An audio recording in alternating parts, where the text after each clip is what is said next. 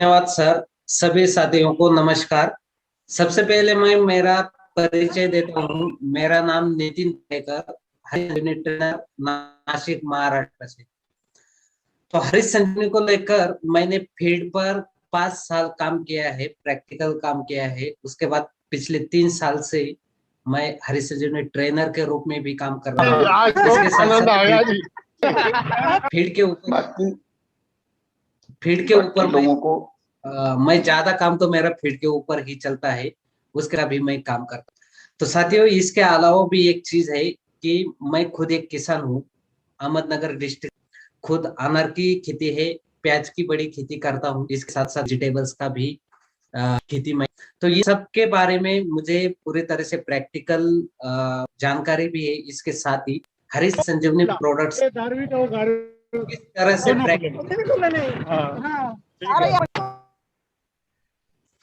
हरीश संजीवनी products का किस तरह इस्तेमाल हम कर सकते हैं और उससे हमें क्या लाभ मिल सकते हैं।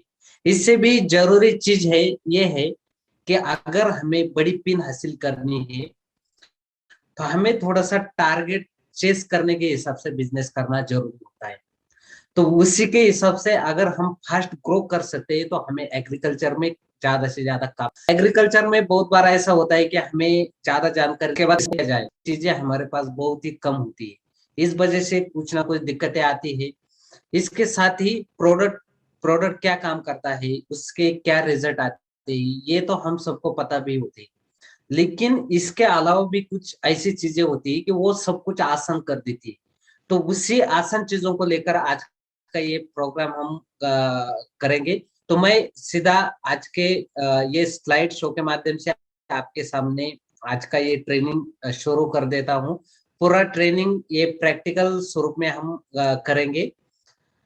तो सबसे पहले मैं हरीश संजीवनी टीम की तरफ से आप सभी का आज की इस ट्रेनिंग सेशन में स्वागत करता हूँ। और अभी रबी का सीजन स्टार्ट हो चुका है। तो हमारे एरिया में अगर हम देखते हैं तो सबसे ज्यादा जो फसलें होती है, जैसे सरसों है, होती है। उसके पीछे कुछ जगह पर चने की भी खेती होती है।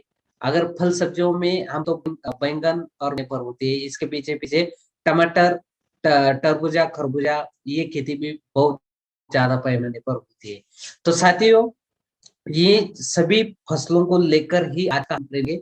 तो सबसे पहले हरीश संजीवनी एग्रो प्रोडक्ट जो है वो 10 एग्रो है, जिसके एक से बढ़कर एक नया प्रोडक्ट है। बहुत ही अच्छे रिजल्ट किसानों को मिलते हैं। करोड़ों की इस्तेमाल किया है और लाखों किसान इसका हर साल रेगुलर इस्तेमाल कर। तो साथियों देखिए, जब भी हम फील्ड में जाते हैं, जब भी हम किसानों को मिलते हैं, तो आप यहाँ से आगे प्रोडक्ट क्या काम करता है, प्रोडक्ट कैसे रिजल्ट देता है, ये बात थोड़ी पीछे रखना है। क्योंकि हम जब भी किसानों को मिलते हैं तो किसानों को हम यही बताते हैं कि आप हरी संजीवनी का इस्तेमाल कीजिए, आपकी जो उत्पाद है वो उत्पाद 30% से बढ़ जाएगी। ये प्रक्रिया नंबर से ये फायदा मिलता है, प्रक्रिया नंबर 3, 4 से ये फायदे मिलते हैं। तो यही चीजें हम किसानों को बताते हैं। लेकिन इससे अभी समझ में आना चाहिए कि प्रोडक्ट की जरूरत क्या है। अगर प्रोडक्ट जरूरत क्या है ये हम समझ लेते हैं तो किसानों को अच्छी तरह से हम उनकी जरूरत क्या है, उनको क्यों प्रोडक्ट की जरूरत है, ये चीज हम समझा सकते हैं। अगर समझ जाते हैं कि उनको ये हरीश संजीवनी की जरूरत क्यों है, तो 100% ये किसान को हम सही तरीके से समझा पाते हैं, तो वो ये किसान। तो साथियों, इसके लिए कुछ चीजें जरूरी है, जैसे साथ साथ प्रोडक्ट्स की जरूरत क्या है, ये चीज आज हम समझ लेंगे। तो देखिए, कोई भी किसान होता है तो उनका कोई भी फसल करते, चाहे वो सरसों की फसल हो, चाहे वो गेहूं की फसल हो, वो बैंगन की हो, लेकिन किसान का एक ही उद्देश्य होता है कि उनको ज्यादा से ज्यादा उत्पाद मिले, इसके साथ साथ उनको गुणवत्ता भी ज्यादा मिलनी चाहिए। तो इसी उद्देश्य को पूरा करने के लिए हम हरीश संजीवनी प्रोडक्ट्स किसानों को लेकर जाते हैं। तो किसानों को समय भी हम यही बताते हैं कि आपकी जो उत्पाद है ये उत्पाद बढ़ जाए, साथ साथ आपकी गुणवत्ता भी बढ़ जाएगी। तो इसी गुणवत्ता बढ़ाने हेतु, उत्पाद बढ़ाने हेतु हर साल किसान ज्यादा से ज्यादा खर्चा करता है। लेकिन दरअसल में यही देखा जाता है कि हर साल किसान खर्चा तो, लेकिन खर्चा बढ़ाने के बावजूद भी उनकी जो उत्पाद वो हर साल घटती जा रही। तो जब भी हम किसानों को सबसे पहले मिलते हैं तो किसान हमें यही बोलते हैं कि आप जमीनें तो पूरी तरह से खराब हो चुकी है, अगर हमें ज्यादा से ज्यादा डालनी है तो हमें ज्यादा से का इस्तेमाल करना पड़ेगा। बस यही चीज किसानों के दिमाग में रहती है, और हर साल यही करते हैं किसान। कोई भी फसल हो तो फसल की बुआई करते समय या पहले ज्यादा से ज्यादा खादों का इस्तेमाल करते हैं।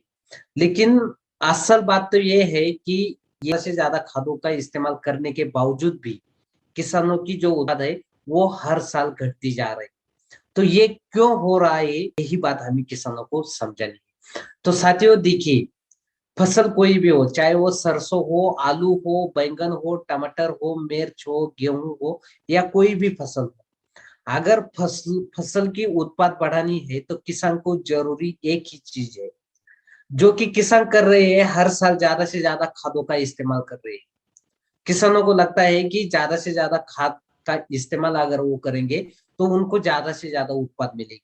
लेकिन गलती यही पर होती है कि किसानों ने इस चीज को समझना चाहिए कि उनकी उत्पाद क्यों नहीं बढ़ती। तो साथियों, फसल कोई भी हो, अगर उसकी उत्पाद बढ़ी है तो जरूरी सिर्फ तीन चीजें। उसमें से पहली चीज है मिट्टी का स्वास्थ्य, मतलब कि जमीन का स्वास्थ्य। जमीन, ये मिट्टी का स्वास्थ्य अच्छा होना चाहिए। मिट्टी का स्वास्थ्य मतलब मिट्टी जो है, जमीन जो है, ये उपजाऊ होनी चाहिए।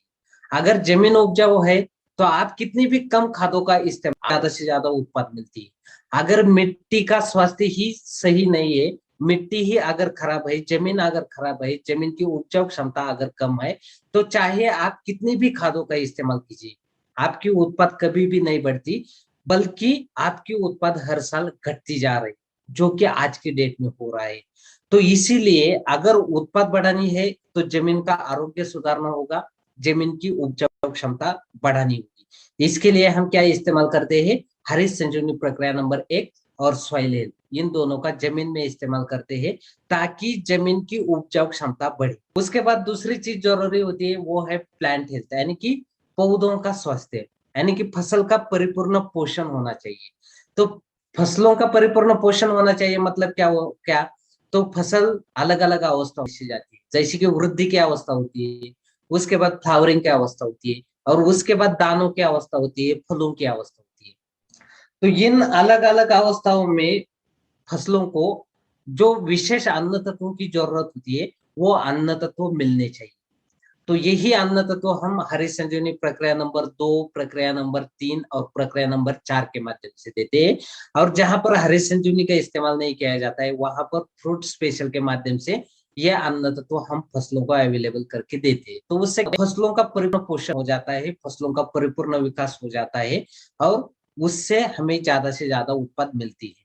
इसके बाद चाहे आपकी फसल कितनी भी अच्छी हो, लेकिन फसलों के ऊपर अलग अलग कीट आती है, अलग अलग बीमारियां आती, तो ये कीटकों को रोकने के लिए रैपिड का इस्तेमाल हम करते हैं। उसके बाद अलग अलग जो डिसीज आते हैं, अलग अलग जो फंगल फफूंद की बीमारियां आती है, इनको रोकने के लिए हम डिफेंड का इस्तेमाल, परिपूर्ण पोषण होता है। इसके बाद तीसरी चीज जरूरी होती है, वो है पानी का स्वास्थ्य। पानी का स्वास्थ्य मतलब कि जो पानी हम छिड़काव के लिए इस्तेमाल करते हैं, उस पानी का स्वास्थ्य अच्छा चाहिए। तो ये तीन चीजें होती है। आप देखिए, ये जो पानी का स्वास्थ्य है, जो लास्ट में प्रोडक्ट लेने वाले हैं आज के ट्रेनिंग में, मिलाप, इसके समय इसका पूरा हम डिटेल में जानकारी लेंगे। तो अब देखिए, यही तीन चीजें हैं, अगर इन तीन चीजों के ऊपर किसान फोकस करते हैं तो किसानों की उत्पाद कम से कम खर्च से कम खादों में 100% बढ़ जाती है। और हम किसान तो हरित संजीवनी देते समय हमें किसानों को यही बात बोलते हैं कि आप हरित संजीवनी का इस्तेमाल कीजिए, आपकी उत्पाद बढ़ेगी। लेकिन किसानों की समझ में आना चाहिए कि हरित संजीवनी का इस्तेमाल करने से, तो हमें यही बताना है कि देखिए भाई साहब, अगर आपको उत्पाद बढ़ानी है तो आपको तो ऊपर काम करना होगा। पहले तो आपकी जमीन का आरोग्य सुधारना होगा, यानी कि आपकी जमीन की उपजाऊ क्षमता सुधार बढ़ानी होगी। उसके बाद आपके फसलों का परिपूर्ण पोषण होगा, तभी जाकर आपकी उत्पाद बढ़ जाएगी। तो प्रोडक्ट्स काम करता है, इसीलिए हम किसानों को 50% तक खादों का प्रमाण कम कर दीजिए, खादों का इस्तेमाल कम कर दीजिए, उसके बदले में हरित संजीवनी का इस्तेमाल कीजिए। आपकी उत्पाद 30 से 50% तक आराम से बढ़ जाती है। तो % तक उत्पाद बढ़ाने के लिए क्या जरूरी होता है? तो देखिए, सबसे पहले जरूरी, हम कोई भी जो फसल है, फसल का बीज है, ये जमीन में बोते हैं, जमीन में बोआई करते हैं। चाहे वो मिर्च हो, हम जमीन में उसकी, यानी कि सबसे फाउंडेशन जो होता है, महत्वपूर्ण चीज जो होती है, वो होती है जमीन। तो में जमीन क्या है? तो सिंपल सिंपल, जमीन, जमीन की उगने की, जमीन तो हम स्वास्थ्य बोलते हैं, वो क्या होता है? तो जमीन, एक जमीन होती है एसिडिक जमीन, दूसरी जमीन होती है, अब देखिए जमीन तो बाहर, वो जमीन कैसी है? तो अगर 6 अंदर का पेज जमीन का होता है, तो वो एसिडिक जमीन का उसे कहा जाता है। और अगर 7 से ऊपर पेज होता है, तो उसे अल्कलाइन जमीन कहा जाता है। और अगर 6 से में जो जमीन होती है, उसे उपजाऊ जमीन कहा जाता है। तो आज की डेट में हर जगह पर आप जाइए, जमीनें पूरी तरह से सख्त हो चुकी है। सही आगे। ये चीज किसान भी बोलते हैं कि जमीनें, हमारी जमीनें सख्त हो चुकी है। नितिन जी, हाँ सर, आपका आपका माइक बंद है। सुनील सर, आप क्या बोल रहे हैं? हाँ सर। मैं ये कह रहा हूँ गणपत जी का जो को होस्ट का है ना, वो हटा दीजिए, क्योंकि वो कहीं शादी में गए हुए हैं, तो उनका माइक बार बार ऑन हो जा रहा है, yes sir, yes sir, yes, तो डिस्टरबेंस आ रही है। Yes sir, yes sir, yes sir, कर दिया सर उनको। ठीक है, हाँ, आप कंटिन्यू। तो अब देखिए, आज की स्थिति में हम किसी भी किसान को मिलते हैं, तो किसान क्या बोलते हैं? जमीनें तो खराब हो चुकी है, मतलब कि जमीनें तो सख्त हो चुकी है। तो इंडिया में हम कहीं पर भी देखते हैं, तो 7 से ऊपर का पानी की जमीन सख्त है। और हमें अगर उत्पाद बढ़ानी है, तो जमीनें न्यूट्रल होनी चाहिए, यानी कि 7 से नीचे का उनका पेज होना चाहिए। तो यही चीज आज की जमीनों में ने, ये इस वजह से होता है कि, सबसे पहले हम वो बात जानेंगे कि जमीनें सख्त क्यों हुई है।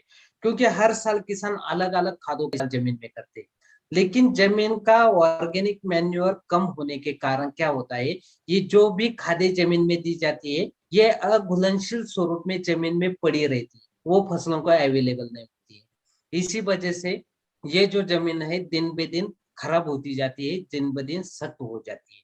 तो सख्त जमीनों से क्या होता है, जो अन्न तत्व हमारी फसलों को जरूरी होते हैं, वो अन्न तत्व ही ऐसी जमीनों से नहीं मिलते।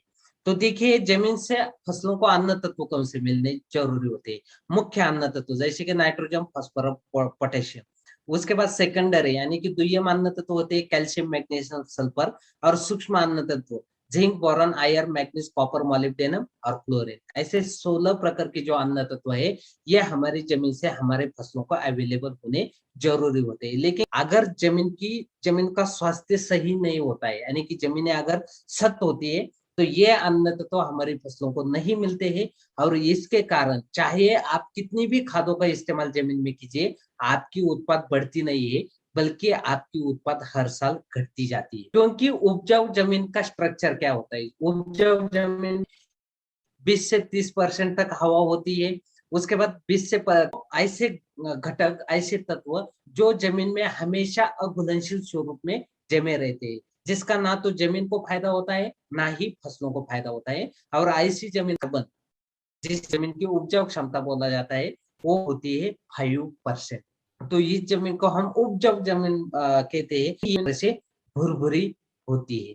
लेकिन आज की डेट में अगर देखा जाए, तो हर जगह पर आप जाइए, आज की जमीन में 70 to 75% खनिज तत्वों का प्रमाण बढ़ चुका है। कि जो भी किसान हर साल अलग अलग खादों का इस्तेमाल जमीन में करते हैं, तो इसमें से बहुत सारी जो खादें हैं, बहुत सारे जो अन्न तत्व है, ये अघुलनशील स्वरूप में जमीन में पड़े रहती है। इसी वजह से खनिज तत्वों का प्रमाण बढ़ता जाता है। तो आज की डेट में जो प्रमाण बढ़ चुका है खनिज तत्वों का, वो हो गया है 70 to 75% तक। तो इसका बुरा असर कहाँ पर हुआ है? पानी का प्रमाण जमीन में कम हो चुका है, हवा का प्रमाण जमीन में कम हो चुका है, और ऑर्गेनिक कार्बन, यानी कि जमीन की उपजाऊ क्षमता ये जमीन में कम हो चुका है। तो इसी वजह से कितनी भी खादों का इस्तेमाल जमीन में कीजिए, आपकी उत्पाद नहीं बढ़ती है, बल्कि आपकी उत्पाद दिन ब दिन खराब घटती जाती है। तो साथ हमें यही काम करना है कि ये जो सख्त जमीनें हैं, इनको पूरी तरह से भुरभुरी बनाना है। भुरभुरी बनाना है मतलब इसमें जो भी कुछ है, इनको घोलना है, इनको फसलों को अवेलेबल करके देना है। अगर इनको हम फसलों को अवेलेबल करके देते हैं तो हमारे जमीन में पानी का प्रमाण बढ़ जाता है, हमारी जमीन में हवा का प्रमाण बढ़ जाता है, तो ऑटोमेटिकली हमारी जमीन में ऑर्गेनिक कार्बन का भी प्रमाण बढ़ जाता है, यानी कि उपजाऊ क्षमता भी जमीन की बढ़ जाती है। तो इससे क्या होता है, अगर हम कम खादों का भी प्रमाण जमीन में डालते हैं, कम खादों का भी इस्तेमाल करते हैं, तो उसके बावजूद भी हमें ज्यादा उत्पाद मिलती है। तो इसीलिए हमें हरित संजीवनी प्रक्रिया एक सॉइल स्पेशल को जमीन में इस्तेमाल करना है, ताकि जमीन की उपजाऊ क्षमता बढ़े, जो जमीन में पड़े हैं उनको घोलकर फसलों को अवेलेबल कर देना है। तो अगर ये चीज हम करते हैं, हरित संजीवनी प्रक्रिया नंबर 1 सॉइल स्पेशल जमीन में इस्तेमाल, तो 100% किसानों ने 30 प्रमाण भी कम कर दिया, तो उसके बावजूद भी फसलों की उत्पाद क्वालिटी के साथ कैसे इस्तेमाल करना है, इसके बारे में हम पूरी जानकारी लेंगे। तो सबसे पहले देखते हैं हरित संजीवनी। ये प्रोडक्ट पिछले 12 साल से हम देखते हैं कि किसान इसका इस्तेमाल कर रहे हैं। ये हरित संजीवनी का ब्रांड प्रोडक्ट है। बॉक्स आता है आधे एकड़ के लिए और 750 ग्राम का बॉक्स आता है। इसका इस्तेमाल हम कौन सी फसलों को करते हैं, जैसे कि अनाज, जैसे गेहूं हो, धान हो, चाहे वो ज्वार हो, बाजरा हो, ऐसी फसलों में करते हैं। उसके बाद सब्जियों में, पत्ता सब्जियों में इसका इस्तेमाल किया जाता है। 4 से 5 महीने में जो फसलें निकल कर आती है, जैसे बहुत सारे ऐसी फसलें हैं कि जहां पर हरित संजीवनी का इस्तेमाल किया जाता है। तो आप देखिए, मेन टारगेट है आज का, वो बैंगन है, टमाटर है, सरसों है, आलू है, इन फसलों को लेकर हम देखते हैं। तो ये इन फसलों के लिए हमें हरित, तो ये हरित संजीवनी के बॉक्स में हमें 4 पाउच निकलेंगे, 4 निकलेंगे। उसको बोलते हैं कि हरित संजीवनी प्रक्रिया नंबर 1, प्रक्रिया नंबर 2, प्रक्रिया नंबर 3 और नंबर 4। तो आप देखिए, बहुत बार ऐसा होता है कि ये कौन सी प्रक्रिया, कौन सा स्टेज कितने दिनों में इस्तेमाल करना है, तो ये बिल्कुल इसके ऊपर ध्यान नहीं देना है। सिर्फ 4 अवस्था में हमें ये 4 पैकेट का इस्तेमाल करना है, वही 4 अवस्था में रखनी है। तो सबसे पहले जन्म अवस्था, बीज की बोआई करते हैं या फिर पौधे की रोपाई करते हैं। तो रोपाई से लेकर या बोआई से लेकर 30 दिनों तक जो अवस्था होती है उसे जन्म अवस्था बोला जाता है। तो इसी अवस्था में हमें मिट्टी में, जमीन में सॉइल हेल्थ स्पेशल और हरित संजीवनी प्रक्रिया नंबर 1 का इस्तेमाल करना है। तो हरित संजीवनी प्रक्रिया नंबर 1 कब करना है, जन्म अवस्था में, यानी कि बोआई करते समय या बोआई करने से 30 दिनों तक किसी भी दिन हम इसका इस्तेमाल जमीन में कर सकते हैं। नंबर 1 हो गया। उसके बाद हरित संजीवनी प्रक्रिया नंबर 2, जो फसल की वृद्धि की अवस्था होती है, वृद्धि की अवस्था मतलब कि उसकी वृद्धि होनी चाहिए, पत्तों का आकार बढ़ना चाहिए, ज्यादा से ज्यादा फुट निकलनी चाहिए, टिलरिंग निकलनी चाहिए, ज्यादा से ज्यादा शूट्स निकलनी चाहिए, उसे बोला जाता है वृद्धि की अवस्था। तो इस अवस्था में हमें हरित संजीवनी प्रक्रिया नंबर 2 का छिड़काव करना है। उसके बाद तीसरा अवस्था, फ्लावरिंग अवस्था, फूलों की अवस्था, यानी कि जैसे ही वृद्धि हो जाती है तो वृद्धि उसमें फ्लावरिंग निकलना स्टार्ट हो जाता है। तो इस अवस्था में हमें प्रक्रिया नंबर 3 का छिड़काव करना है। वैसे अगर देखा जाए तो जब फ्लावर निकलने शुरू हो जाते हैं तो उस समय हमें प्रक्रिया नंबर 3 का छिड़काव कर। अगर टमाटर में देखिए, बैंगन में देखिए, मिर्च में देखिए, जब फूल निकल हो जाता है तो हमें प्रक्रिया नंबर 3 का छिड़काव करना है। और उसके बाद प्रक्रिया नंबर 4, तो प्रक्रिया नंबर 4 का छिड़काव कब करना है, जैसे ही फूलों का रूपांतरण दानों में हो जाता है। अगर गेहूं है, सरसों का अगर हम देखते हैं, तो जैसे ही फूलों का रूपांतरण दानों में हो जाता है तो प्रक्रिया नंबर 4 का छिड़काव करना है। अगर आलू टमाटर है, बैंगन है, तो फूलों का रूपांतरण जैसे ही फलों में हो जाता है, हमें प्रक्रिया नंबर 4 का छिड़काव करना है। तो इस तरह से ये 4 अलग अलग स्टेजेस में हमें हरित संजीवनी के 4 पाउच का इस्तेमाल करना है। तो इसमें से जो प्रक्रिया नंबर 1 है, 1 एकड़ के बॉक्स में आता है 250 ग्राम। और ये 250 ग्राम क्या है, यानी कि हरित संजीवनी प्रक्रिया ये क्या है।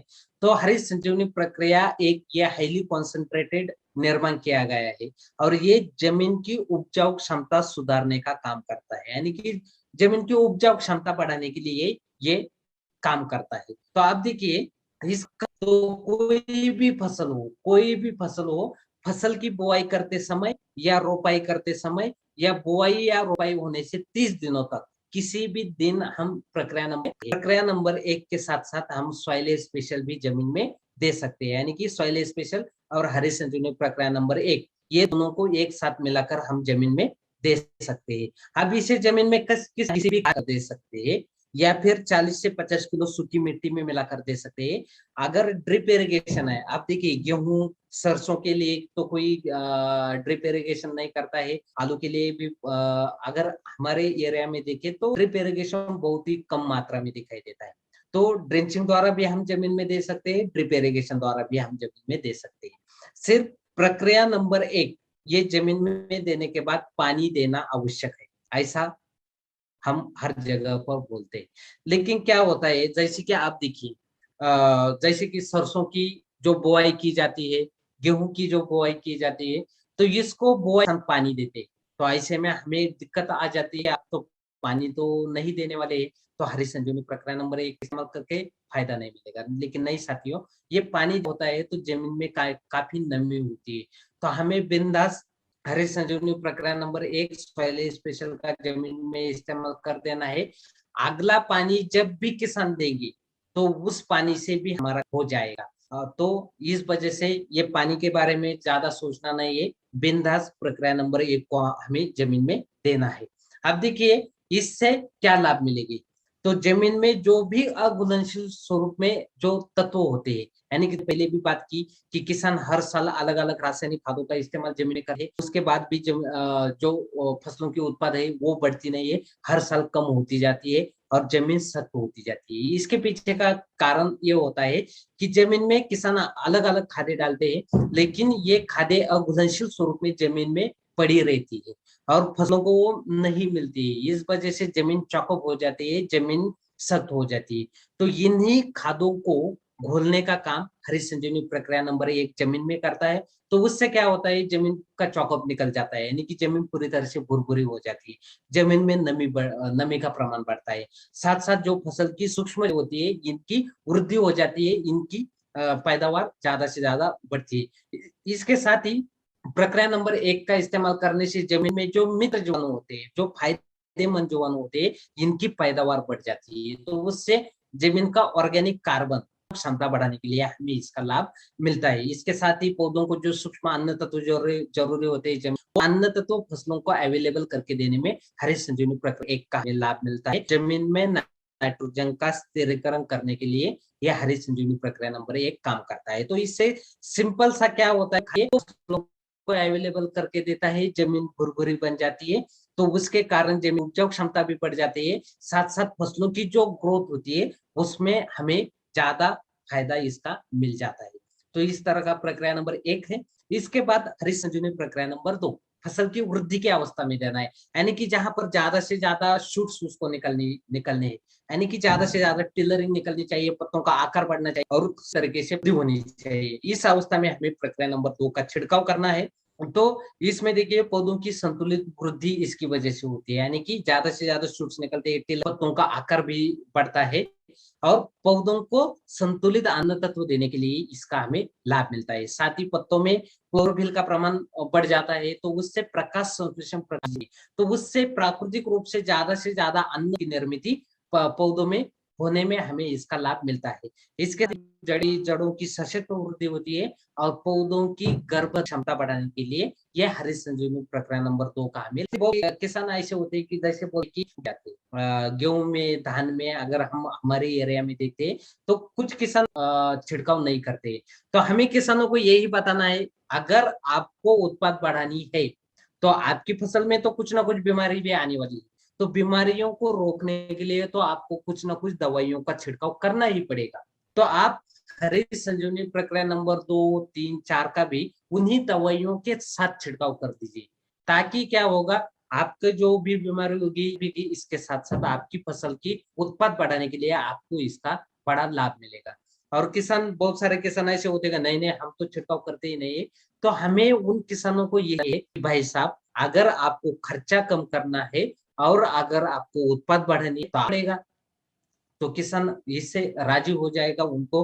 और बहुत सारे किसान ऐसे होते हैं कि बोलते हैं छिड़काव नहीं करते हैं, लेकिन जब बीमारी आती है तो उनको छिड़काव करना ही पड़ता है। तो इस तरह से ये जानकारी हमें देनी है कि अगर वो छिड़काव करते हैं तो निश्चित रूप उसका फायदा।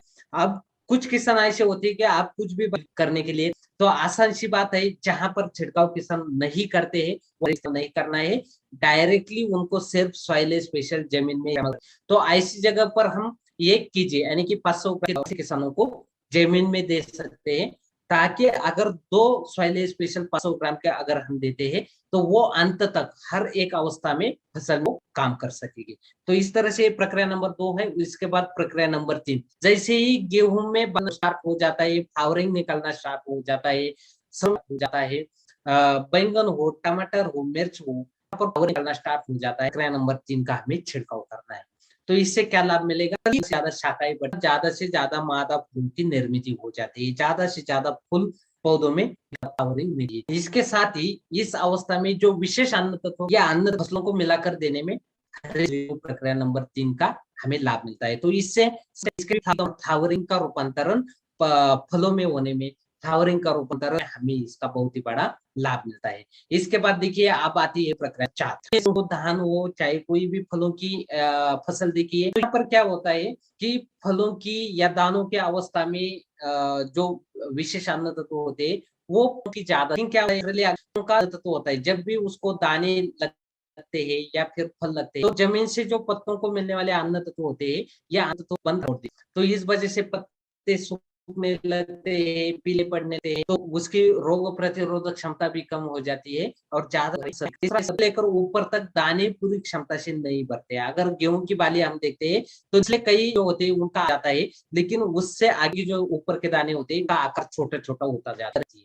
तो इससे किसान को ज्यादा उत्पाद जो मिलने वाली थी वो हुई। साथ ही फलों में भी देखिए नीचे वाले जो फल होते हैं वो बड़े हो जाते हैं, छोटे मीडियम साइज के रहते हैं, और ऊपर वाली जो, तो इस कारण किसान को जो उत्पाद मिलनी चाहिए, ज्यादा उत्पाद मिलनी चाहिए, इसीलिए हमें हरित संजीवनी प्रक्रिया नंबर 4 का छिड़काव फलों और पत्तों को संतुलित तरीके से अन्न तत्व देने का काम यह हरित संजीवनी प्रक्रिया नंबर 4 करता है। तो जैसे गेहूं में फ्लावरिंग का रूपांतरण गेहूं में, सरसों में, दानों में हो जाता है, छिड़काव करना है। बाकी अन्य जैसे कि वेजिटेबल की फसल हो, करेला, कोई भी फसल हो, बैंगन, मिर्च हो, तो जैसे फलों में हो जाता है, प्रक्रिया नंबर 4 का हमें छिड़काव करना है। तो इससे फलों की संतुलन की नीचे से लेकर ऊपर तक एक समान ज्यादा से ज्यादा।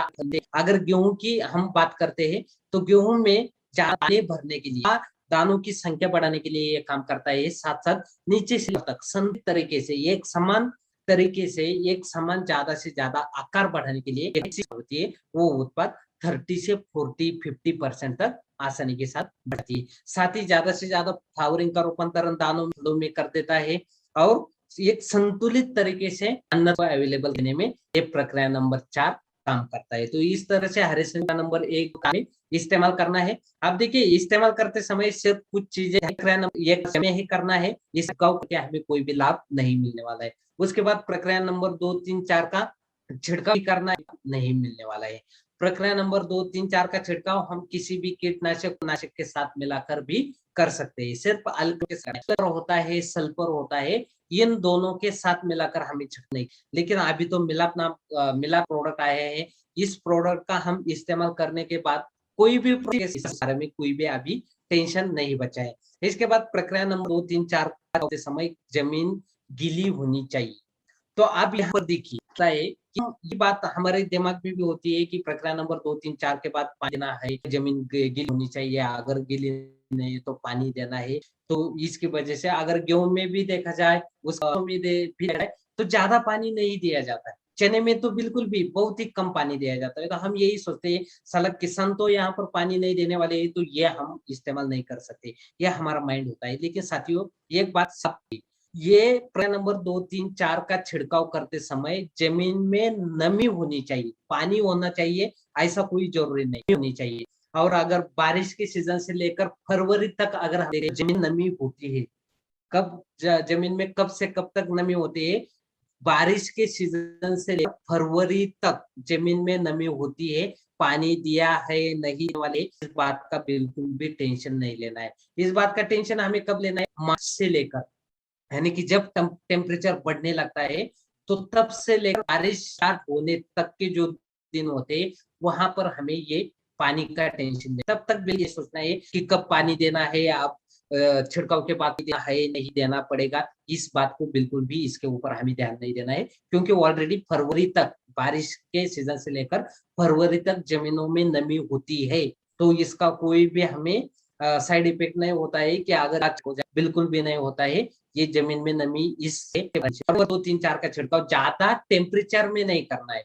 इसका भी ज्यादा से ज्यादा ख्याल हमें कब रखना है, मार्च से लेकर बारिश तक, यानी कि जो ये वाला जो रबी का जो सीजन है इसके में ये टेम्परेचर है, तो उस समय हमें इसके बारे में सोचना है, सुबह सुबह छिड़काव करना है या शाम को छिड़काव करना है।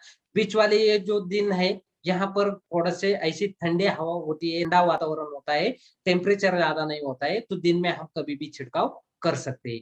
तो ध्यान में क्या रखना है, ज्यादा टेम्परेचर में छिड़काव नहीं करना है। बस सिर्फ इतनी ही चीजें हमें ध्यान में रखनी है। इसके बाद ये अब सॉइल है स्पेशल, तो इससे हमें हरित संजीवनी प्रक्रिया नंबर 1 के साथ ही इस्तेमाल करना है।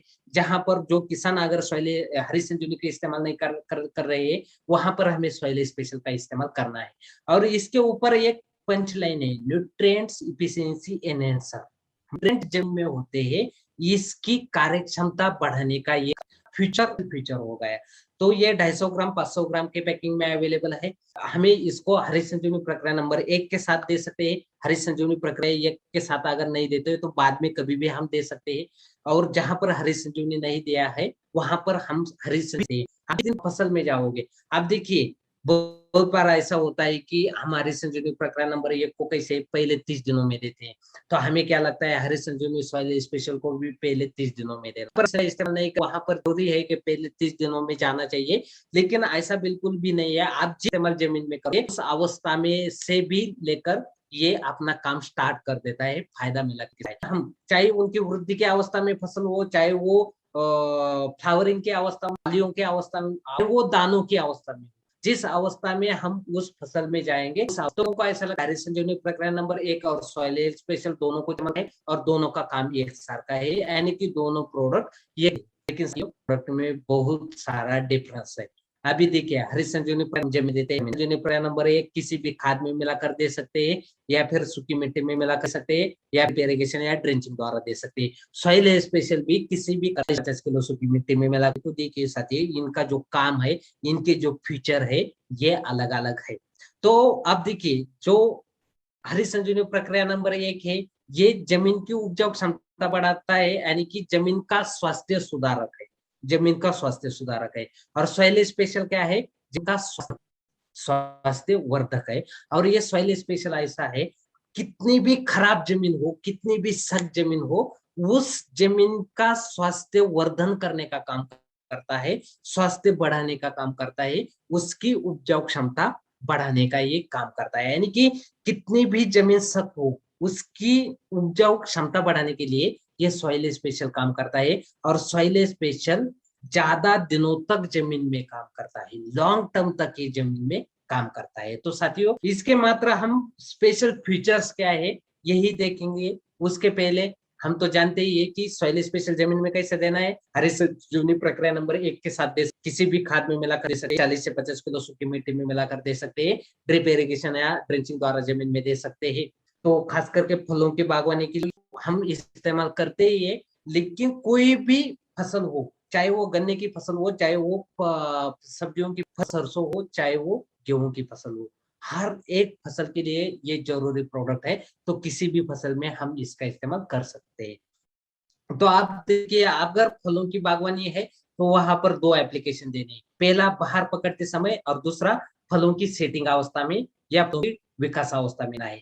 और वहीं पर जो वो आलू हो, टमाटर हो, बैंगन हो, मिर्च हो, सरसों हो, कोई भी फसल हो, तो ऐसी फसल में एक बार हमें इसका इस्तेमाल जमीन में करना है। जहां पर हरित संजीवनी नहीं किसान इस्तेमाल कर रहे हैं, किसान बोलते हैं कि हम छिड़काव बिल्कुल भी नहीं करेंगे, तो वहां पर 1 kg सॉइल स्पेशल जमीन में देना है, वहां पर 1 kg सॉइल स्पेशल जमीन में देना है। कर रहे वहां पर हरित संजीवनी के साथ में 1 एकड़ के लिए करना है। तो आप देखिए इस एक्चुअली क्या लाभ किसानों को मिलेगा। तो इसमें स्पेशल फायदे ये बताता हूँ। पहले तो किसान अलग अलग खादी जमीन में डालते थे, जो खाद जमीन है उसकी कार्यक्षमता बढ़ाने का काम सॉइल स्पेशल करता है, ये हुआ पहला। दूसरा, हमारे जमीन में फायदेमंद जीवाणु होते हैं, जिसके ऊपर हमारे जमीन की उपजाऊ क्षमता निर्भर होती है। तो ऐसे फायदेमंद जीवाणुओं भी हमारी जमीन में कुछ ना कुछ अन्न की जरूरत होती है, तो ये का जो अन्न, वो अन्न तैयार करने का काम, वो भोजन तैयार करने का काम सॉइल स्पेशल करता है। ये हो गए 2। तीसरा फायदा है, जमीन से फसलों को जो अन्न तत्व नहीं मिलते, यानी कि कुछ भी नहीं मिलते, और ऐसे अन्न तत्वों की अगर फसलों को मिल जाते हैं तो फसलों को बहुत ज्यादा उसका बेनिफिट मिलता है। लेकिन ऐसे अन्न तत्व हमारी जमीन में नहीं होते तो वो हमारे फसलों को भी नहीं होते। स्पेशल में ऐसे बेनिफिशियल अन्न तत्व दिए गए हैं, तो इस कारण जब भी हम सॉइल स्पेशल जमीन है तो ये बेनिफिशियल अन्न तत्व हमारी फसलों को ऑटोमेटिकली मिल जाते हैं। इस कारण सॉइल स्पेशल का जमीन में इस्तेमाल करने के बाद हमें इसका टू वे रिजल्ट मिलता है। पहले तो हमें जमीन में भी फायदा मिलता है, इसके साथ साथ फसलों के पत्तों का आकार बढ़ाने में, ज्यादा से ज्यादा फ्लावरिंग निकालने में, और दानों का आकार बढ़ाने में, वजन बढ़ाने में, इसके साथ साथ बढ़ाने में, वजन बढ़ाने में भी हमें इसका लाभ मिलता है। यानी कि सॉइल स्पेशल जमीन के साथ साथ फसलों के ऊपर भी काम करता है। तो ये टू वे सिस्टम द्वारा काम करता है। ये हो गया तीसरा। चौथी चीज क्या होती है कि जमीन में नमी का प्रमाण 7 गुना ज्यादा बढ़ा देता है। यानी कि सॉइल स्पेशल का जो ये कण आता है, जितना वजन है, इसके 7 गुना अधिक वजन का पानी जमीन में ग्रहण करने की क्षमता सॉइल स्पेशल तैयार करता है। तो ये स्पेशल 4 इसके फीचर है, और 5वां फीचर ये जमीन के साथ साथ फसलों के ऊपर भी काम करता है। इसके साथ ही जमीन भुरभुरी बना देता है, जमीन की उपजाऊ क्षमता बढ़ाता है, जमीन में ऑर्गेनिक कार्बन की बढ़ोतरी करता है, और जमीन में ये लॉन्ग टर्म तक काम करता है, ज्यादा से ज्यादा दिनों तक ये काम करता है। इसीलिए आज के टाइम में अगर देखा जाए तो हर एक भारतीय किसान की ये जरूरत है कि सॉइल का इस्तेमाल उन्होंने जमीन में करना ही चाहिए, क्योंकि आज की जमीनें बहुत ज्यादा सख्त हो चुकी है। ये अगर उत्पाद बढ़ानी है तो जमीन भुरभुरी करनी होगी, जमीन में जो कुछ अन्न तत्व है वो फसलों को अवेलेबल करके देने होंगे। तो इसीलिए हमें सॉइल स्पेशल का इस तरह से स्पेशल का इस्तेमाल करना है। आप देखिए बहुत बार क्या फ्रूट स्पेशल में बिल्कुल भी 2 मिनट में इसके आपको जानकारी दूंगा, लेकिन फ्रूट स्पेशल ये केवल फलों के पौधों के लिए इसका इस्तेमाल करना है। यानी कि जैसे अनार है, पपाया है, आम है, लीची है, एप्पल है, ऐसे जो मौसम्बी है, संतरा है, किन्नू है, तो ऐसा करना है ये लगता है। लेकिन साथियों, ये फ्रूट्स कोई भी फसल हो, चाहे आप देखिए आपकी गेहूं की फसल है, तो गेहूं का दाना क्या होता है, उस फसल का एक फल होता है। सरसों का दाना क्या होता है, वो फल ही होता है। अगर आप टमाटर पकड़ते हो वो फल है, बैंगन पकड़ते हो वो एक फल है, यानी कि आलू पकड़ते हो वो एक फल है। यानी कि कोई भी फसल हो उसमें फल ही आ है। तो ये केवल की बागवानी के लिए नहीं, बल्कि कोई भी किसी भी फसल में हम इस आप देखिए, ये क्यों मैं आज बता रहा हूँ आपको, क्योंकि बहुत सारे किसान है जो गेहूं में खास करके आपके एरिया में गेहूं के लिए वो छिड़काव करने से थी, यानी कि छिड़काव के लिए तैयार नहीं होते, तो वहां पर हरी संजीवनी देकर तो हमें कोई भी लाभ नहीं मिलता है। तो ऐसे में हमें सॉइल स्पेशल जमीन में देना है। अगर कोई बीमारी आए तो उस बीमारी के लिए किसान कुछ ना कुछ दवाइयों का इस्तेमाल जरूर करेगा, जरूर। एक तो छिड़काव किसान करता ही है, तो उस छिड़काव में हम फ्रूट स्पेशल का इस्तेमाल, और जिस फसल में हम 30 दिनों के बाद जाते हैं तो वहां पर जमीन में तो हम सॉइल स्पेशल देते हैं, वहां पर हम नहीं देते हैं, तो जमीन में सॉइल स्पेशल देते हैं और छिड़काव में वहां पर हम इस्तेमाल कर सकते हैं। तो इसीलिए ये फ्रूट स्पेशल का हमें आज के इस ट्रेनिंग में देखिए 250 ग्राम 500 ग्राम की पैकिंग अवेलेबल है। इसका इस्तेमाल फ्रूट स्पेशल सभी प्रकार की फसलें है, इसमें हमें इसके 3 छिड़काव करने हैं। अगर हरे संजीवनी के इस्तेमाल करेला छिड़काव पत्तों की, यानी कि वेजिटेटिव ग्रोथ की अवस्था में, वृद्धि की अवस्था में, फूलों की अवस्था में, तीसरा छिड़काव दानों की अवस्था में, फलों की अवस्था में। और फलों की बागवानी के लिए हमें इसका इस्तेमाल 5 बार करना है। एक पत्तों की अवस्था में, दूसरा फूलों की अवस्था में, तीसरा फलों की सेटिंग अवस्था में, चौथा फलों की विकास अवस्था में, 5वां फलों की विकास अवस्था में। ये 5 छिड़काव फलों के बागवानी के लिए करने हैं। लेकिन इधर कितने करने हैं, 3 छिड़काव, वृद्धि की अवस्था में, फूलों की अवस्था में, फलों की अवस्था। छिड़काव हम कहाँ पर गए, जहां पर हरे संजीवनी का किसानों ने इस्तेमाल नहीं किया। अब जहां पर हरे संजीवनी का इस्तेमाल किया है, बहुत सारे किसान ऐसे होते हैं कि प्रक्रिया नंबर 4 के छिड़काव के बाद और अच्छा रिजल्ट आने के लिए हम क्या इस्तेमाल कर सकते हैं आपका, तो उस समय हरे संजीवनी प्रक्रिया नंबर 4 के छिड़काव से 10 से 12 दिन बाद हम फ्रूट स्पेशल का छिड़काव वहां पर कर सकते हैं। ये हम 30 दिनों के बाद किसी फसल में जाते हैं जहां पर हमने हरी संजीवनी नहीं दिया है, 30 दिन के ऊपर की फसल हो चुकी है, तो वहां पर हम हरी संजीवनी नहीं दे सकते। तो वहां पर चाहे अवस्था कोई भी हो, उस अवस्था में हम हरी संजीवनी फ्रूट स्पेशल छिड़काव के लिए किसानों को दे सकते हैं। तो ऐसा ये फ्रूट स्पेशल का प्रोडक्ट है किसी भी दवाइयों पे। तो ये इस तरह से ये 5 छिड़काव फलों की बागवानी के लिए, 3 जहां पर हरी संजीवनी नहीं इस्तेमाल किया जाता है वहां पर सॉइल हेल्थ और फ्रूट स्पेशल को हम इस्तेमाल कर सकते हैं। सॉइल स्पेशल जमीन में देना है, वृद्धि की अवस्था में फ्रूट स्पेशल का एक छिड़काव, फूलों की अवस्था में एक छिड़काव, फलों की दानों की अवस्था में एक छिड़काव। और जहां पर 30 दिनों के बाद हम किसी फसल, तो वहां पर जमीन में सॉइल स्पेशल देना है, और अवस्था है तो 1 ग्राम पर लीटर फ्रूट स्पेशल का छिड़काव दीजिए। 2 ग्राम पर लीटर पानी के अनुपात से फ्रूट स्पेशल का छिड़काव वहां पर हम कर सकते हैं। तो इस तरह से हरी संजीवनी फ्रूट स्पेशल का। अब इसके बाद जो कंपलसरी है, हम रेगुलरली हर में इसका इस्तेमाल करते हैं, वो है Spraymax 85। 100 ml, 250 ml, 500 ml 1 litre की पैकिंग में अवेलेबल है। तो एक्चुअल ये क्या है, जो 85% एक्टिव इंग्रेडिएंट है, और इसीलिए इसको स्प्रेमैक्स 85 बोला जाता है। अतः खास करके अगर हम देखते हैं तो हमारे जो आपका एरिया है वहां पर इसे चुप्पू बोला जाता है, और चुप्पू का इस्तेमाल किसान कब करते हैं, सिर्फ बारिश में। लेकिन हम बोलते हैं स्प्रेमैक्स 85 हर एक छिड़काव में, किसी भी सीजन में हर एक छिड़काव में इसका इस्तेमाल करना चाहिए।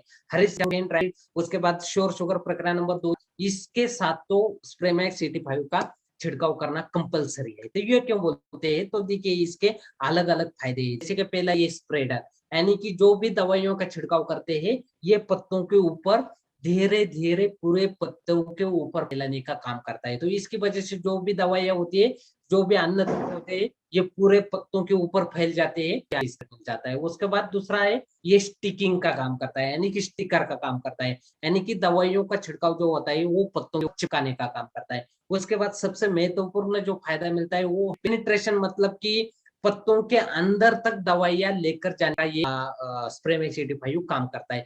जैसे कि हमारी त्वचा होती है, त्वचा अगर हम बारिश में भीग जाते हैं, या फिर हम पानी में हाथ अगर डालकर दो बैठते हैं, ऐसा कभी भी हमने नहीं सुना। क्यों नहीं सुना, क्योंकि हमें त्वचा होती है उसको एक क्यूटिकल लेयर होता है। उसी तरह से पत्तों को, हर एक फसल के पत्तों को एक क्यूटिकल लेयर होता है, जो ना तो पानी या कोई भी दवाइयां अंदर जाने देता है। तो इसी क्यूटिकल लेयर को छेद कर दवाइयों को पत्ते अंदर तक लेकर जाने का काम ये स्प्रेमैक्स 85 करता है। तो इससे कई गुना ज्यादा रिजल्ट किसानों को इसका मिलता है। इसके बाद ये ड्रिप कंट्रोल एजेंट है, ज्यादा छिड़काव बेकर नहीं जाता है, प्रॉपर छिड़काव होता है, कम पानी लगता है, कम खर्चा लगता है, कम दवाइयां लगती है। उसके बाद ये एक संगतता एजेंट है, यानी कि कोई भी कीटनाशक हो, फफूंदनाशक हो, किसी के साथ भी मिलाकर हम इसका इस्तेमाल कर सकते हैं। यानी कि ये छिड़काव का कॉन्सेंट्रेशन बढ़ाने का काम करता है, इसीलिए हर एक छिड़काव का इस्तेमाल किसानों ने करना चाहिए। तो अगर कीटनाशक फफूंद के साथ इस्तेमाल करना है तो आधे ml से 1 ml 1 लीटर पानी के प्रमाण से हमें इस्तेमाल करना है। खरपतवार नाशक के साथ अगर इस्तेमाल करते हैं तो 1 लीटर पानी में 1 ml का इस्तेमाल, जमीन में अगर हम देते हैं ड्रेंचिंग द्वारा, ड्रिप इरिगेशन द्वारा, तो के लिए हमें जमीन में इसका इस्तेमाल करना है। Hari Sanjivani stage number 2, 3, 4, fruit special, defend, sure sugar stage 2, 3, 4, rapid, इनका जब छिड़काव करते हैं तो कंपलसरी स्प्रेमैक्स 85 का हमें उसमें मिलाकर हमें छिड़काव करना है। और आज की ट्रेनिंग में सबसे खास और सबसे महत्वपूर्ण जो प्रोडक्ट है वो है आरसीएम मिलाप, जो कि सितंबर माह में नए लॉन्च हो चुका है। बहुत सारे किसानों ने, यानी कि केरला किसानों ने इस्तेमाल किया है, पश्चिम बंगाल के किसानों ने इस्तेमाल किया है, आसाम के किसानों ने भी इसका इस्तेमाल किया है। लेकिन ये 250 ml के पैकिंग में अवेलेबल है। एक्चुअली ये क्या है ये हम जानेंगे। क्यों है आरसीएम मिलाप की जरूरी, किसानों ने क्यों इसका इस्तेमाल करना चाहिए, और एक्चुअल क्या इसका लाभ मिलता है, ये चीजें हम देखेंगे। तो सबसे पहले आरसीएम मिलाप क्या है, तो ये एडवांस वाटर कंडीशनर और पीएच करेक्टर है। पीएच करेक्टर मतलब कि पानी का पीएच। आप देखिए पानी कौन सा, जो पानी छिड़काव के लिए इस्तेमाल किया जाता है, यानी कि किसान क्या करते हैं, कोई भी कीटनाशक होता है, कोई भी फफूंदनाशक होता है, तो ऐसी दवाइयां पानी में मिक्स करते हैं, उसके बाद ही उसका छिड़काव करते हैं। तो ये जिस पानी में मिलाकर छिड़काव किया जाता है उस पानी का पीएच मतलब कि क्या होता है, potential of hydrogen. Potential of hydrogen मतलब क्या होता है, पानी में हाइड्रोजन का की जो वैल्यू होती है, उसके अनुरूप वो पानी का प्रकार। तो अब देखिए पीएच मतलब जो हाइड्रोजन की वैल्यू है उसे उस पानी का पीएच होता है। तो आप देखिए सबसे पहले मैं बताता हूँ, पानी तीन टाइप का, पानी का पीएच तीन प्रकार का होता है। पहले तो 1 से लेकर 6 तक जो पीएच होता है पानी का, उसे एसिडिक पानी बोला जाता है। उसके बाद 6 से 7 तक का जो पानी का पीएच होता है, उस पानी को हम न्यूट्रल पानी बोलते हैं, यानी कि वो एसिडिक भी होता है। और 7 या 7 से ऊपर का जो पानी का पीएच उसे अल्कलाइन पानी बोला जाता है। अब देखिए जो हम पानी पीते हैं, अल्कलाइन पानी की जरूरत होती है हमारे शरीर के लिए, अल्कलाइन पानी अच्छा होता है। लेकिन फसलों में जो दवाइयों मिलाकर जिस पानी का हम छिड़काव करते हैं, वो पानी एसिडिक होना चाहिए, वो पानी एसिडिक होना चाहिए। तो आप देखिए पूरे भारत में हम कहीं पर भी जाते हैं तो पेज है। अगर हम यूपी की बात करते हैं तो 8 से 8.5 का पेज, यानी कि हार्ड पानी वहां पर है, यानी कि वो अल्कलाइन पानी है। और हमें छिड़काव के लिए जरूरी होता है एसिडिक पानी। तो क्यों जरूरी होता है एसिडिक? तो ये अब किसान फसलों पर पानी में मिलाकर अलग अलग दवाइयों का छिड़काव करते हैं, जैसे कि कीटनाशक का छिड़काव करते हैं, उसके बाद फफूंदनाशक का छिड़काव करते हैं, उसके बाद उत्पाद बढ़ाने हेतु अलग अलग टॉनिक का, माइक्रोन्यूट्रिएंट का, वाटर सोल्युबल एनपी का छिड़काव किया जाता है। इसके साथ ही फसलों की संतुलित वृद्धि उतने की हेतु हरी संजीवनी प्रक्रिया नंबर 2, 3, 4, फ्रूट स्पेशल, गन्ने की फसल में शोर शुगर प्रक्रिया नंबर 2, 3, 4 का छिड़काव किया जाता है। इसके साथ ही जमीन में अलग अलग ड्रेंचिंग द्वारा या ड्रिप इरिगेशन द्वारा कीटनाशक, फफूंदनाशक, माइक्रोन्यूट्रेंट, उसके बाद अलग अलग एनपीके दिए जाते हैं। तो ये सब जमीन में दिए जाते हैं, फसलों के ऊपर छिड़काव किया जाता है। तो कैसे किया जाता है? इनको सबसे पहले पानी में मिलाया जाता है। तो आप देखिए जिस पानी में मिलाकर हम इसका छिड़काव करते हैं उस का पीएच एसिड होना चाहिए, यानी कि 4 से 6 के बीच वो पीएच होना जरूरी होता है। क्योंकि इस पानी में आप देखिए 1 लीटर पानी के लिए हम दवाइयों का कितना इस्तेमाल करते हैं? 1 लीटर के लिए 2 ml या 3 ml या 1 ml या 2 ग्राम या 3 ग्राम या 1 ग्राम, इतने क्वांटिटी से हम 1 लीटर पानी में दवाइयों, यानी 5% से भी ज्यादा हिस्सा पानी का होता है, और 5% से भी कम हिस्सा जो होता है छिड़काव का, वो दवाइयों का होता है। इसलिए पानी का पीएच कितना है, ये सीधा सीधा उन दवाइयों के ऊपर इफेक्ट करता है, असर करता है। तो आप देखिए अब तो पूरे भारत में 7 से ऊपर का पीएच है, तो यानी कि पानी जो है वो अल्कलाइन है। तो अब देखिए साथ जब भी पीएच पानी का होता है तो उस पानी में हाइड्रोलिसिस के कारण जो भी दवाइयों को हम मिलाते हैं उनके सक्रिय तत्व नष्ट हो जाते हैं, उसका छिड़कता है, को छिड़काव करने पड़ते हैं, और जो बीमारियां होती है वो कंट्रोल नहीं होती है। इस वजह से किसानों को खर्चा भी बढ़ जाता है। तो हमें अगर बीमारियों को तुरंत कंट्रोल करना है, कम से कम छिड़काव कंट्रोल करना है, फसलों का नुकसान अगर हमें रोकना है, तो हमें जिस पानी में दवाई आनी है उस पानी का पीएच एसिडिक होना चाहिए, यानी कि 4 से 6 के बीच में होना चाहिए। तो इसीलिए हमें ये मिलाप को पानी में मिलाकर इस्तेमाल करना है। अब देखिए पूरे इंडिया में अगर हम देखते हैं तो ये पीले कलर में जो भी स्टेट्स दिखाई देते हैं, जो कि पंजाब है, राजस्थान, मध्य प्रदेश, महाराष्ट्र, कर्नाटक, आंध्र, उड़ीसा, झारखंड, बिहार, तो यहाँ का जो पीएच है वो पीले कलर में मॉडरेटरी हार्ड पानी है, यानी कि थोड़ा सा हार्ड मध्यम स्वरूप का ये पानी है। ये पानी तो पीने के लिए अच्छा है, लेकिन इतना भी अच्छा नहीं होता है, तो इसे मॉडरेट पानी कहा जाता है।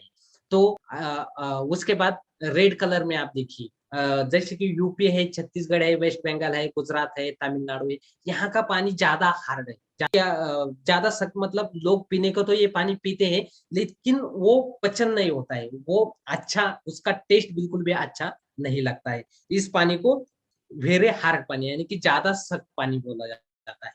उसके बाद हरियाणा दिल्ली का पानी जो है वो 8 से ज्यादा उसका पीएच है।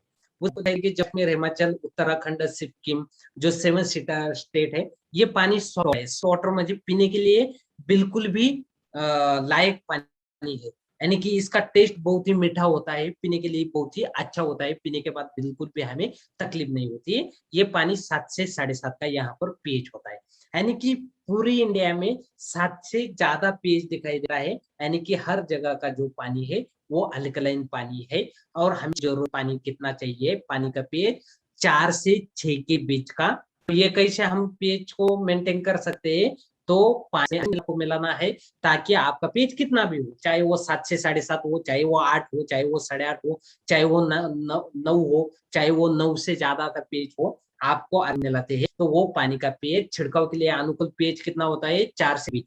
तो वो पीएच पानी का 4 से 6 के बीच आ जाता है। उसमें हम जो भी दवाइयां मिलाएंगे उसके तत्व सक्रिय रहते हैं, वो कार्यक्षम रहते हैं। इस वजह से किसानों को अच्छा रिजल्ट मिलता है, बीमारियां जल्द से जल्द कंट्रोल हो जाती है, छिड़काव के संख्या कम हो जाती है, किसानों को नुकसान कम हो जाता है, खर्चा कम हो जाता है। तो इस तरह का ये आरसी मिलाप है, पीएच करेक्टर है, पीएच सुधारक है। इसको हमें पानी में मिलाना है, तो कितने प्रमाण में मिलाना है, तो ये पानी के प्रकार के अनुसार। तो पानी के साधारण पानी मतलब पीने के लिए मीठा पानी, जो बिल्कुल मीठा पानी है, उसमें 1 लीटर के लिए 0.3 ml का इस्तेमाल करना है, 15 लीटर के लिए 5 ml, 100 ml। अगर मध्यम रूप से हार्ड, यानी कि पानी थोड़ा थोड़ा मीठा है, लोग पीते हैं, पीने के लिए वो अच्छा भी होता है, लेकिन थोड़ी सी उसकी जो टेस्ट होती है वो अच्छी नहीं होती है, यानी कि वो हमें पीने के बाद थोड़ा शरीर के लिए वो बहुत ही अच्छा नहीं होता है। तो ऐसे पानी में 40 ml 100 लीटर के लिए। और हार्ड पानी, यानी कि जो अगर हम पीते हैं तो बिल्कुल भी पीने के लिए उसका टेस्ट अच्छा नहीं लगता है। तो ऐसे पानी में 0.6 लीटर के लिए ml 15 लीटर के लिए और 60 ml 100 लीटर के लिए इस्तेमाल करना है। और बहुत ही ज्यादा हर प्रमाण से ज्यादा जो कि यूपी में पाया जाता है, 8.5 का करीब उसका पीएच होता है, यानी कि पीने के लिए पूरी तरह से खारा पानी होता है। ऐसे पानी में हमें 1 ml 1 लीटर के लिए इस्तेमाल करना है, 15 लीटर के लिए 15 ml और 100 लीटर के लिए 100 ml इस्तेमाल करना है। अब देखिए, पर ये प्रकार हम पानी का नहीं समझ पाते, पानी का पीएच कितना है, कितना नहीं, कितना इस्तेमाल करना है, इसके बारे में बिल्कुल भी टेंशन नहीं लेना है। आप जनरली कहीं पर भी जाइए, 0.4 ml से 0.5 ml, यानी कि आधा ml 1 लीटर पानी के लिए हम इस्तेमाल कर सकते हैं। आधा ml 1 लीटर पानी के लिए जनरली हम इस्तेमाल कर सकते हैं। तो 0.4 से 0.5 ml 1 लीटर के लिए इस्तेमाल कीजिए। पानी का प्रकार क्या है क्या नहीं है, इसके बारे में भी हमें सोचने की बिल्कुल भी जरूरत नहीं पड़ेगी। सिर्फ ध्यान ये रखना है कि पानी में सबसे पहले प्रोडक्ट है। और मात्र कुछ मेरे खुद के जो पिछले साल का जो प्याज की फसल थी, उसके कुछ फोटो यहाँ पर मेरे पास, मेरे खुद के अलग अलग फसलों के बहुत सारे रिजल्ट है, लेकिन सिर्फ एक झलक के तौर पर मैं मेरे प्याज के पिछले साल में जो प्याज लिया था, ये नर्सरी में मैंने गार्डन गोल्ड सॉइल स्पेशल का इस्तेमाल किया था। उसके बाद ये तो आप नीचे जमीन में भी देख सकते हैं, जहां से मैं तो जमीन में इसके 50% से भी ज्यादा से ये रहने के बावजूद भी जो पौधे के साथ आते थे, तो वो इतने लंबे ये उसके बाद प्रक्रिया नंबर 1 सॉइल स्पेशल मैंने शुरू में जमीन में रोपाई करते समय यहाँ में देख सकते दूसरे फोटो में कि जो व्हाइट रूट्स है, ग्रोथ जो है प्याज की वो बहुत ही अच्छी हो रही थी। इसके साथ ही हर एक चीज में है। उसके बाद यहाँ पर मैंने फ्रूट स्पेशल का भी जो 4 नंबर था, तो ये फाइनल रिजल्ट आया